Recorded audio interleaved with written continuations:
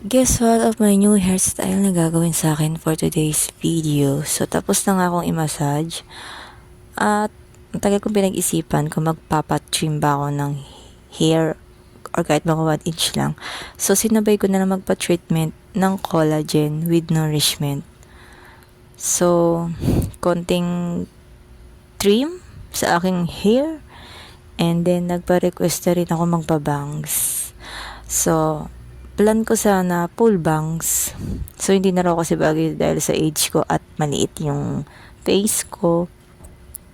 So, gusto ko talaga kasi sa noo, hanggang noo.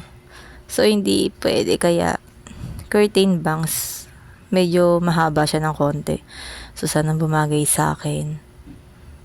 So, ayan.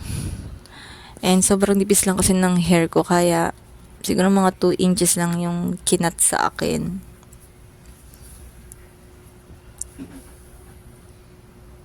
And then, blower.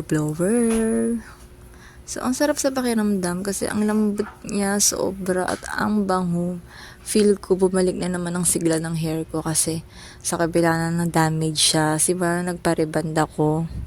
So, naiirita talaga ako kasi puro siya split ends at okay, ito na ang finished product ko, diba? Ang galing talaga ng mga hairstyle dito sa David Salon. I love it. Nagustuhan ko. Sobra akong na-amaze. Okay, pa-cute-cute muna sa camera.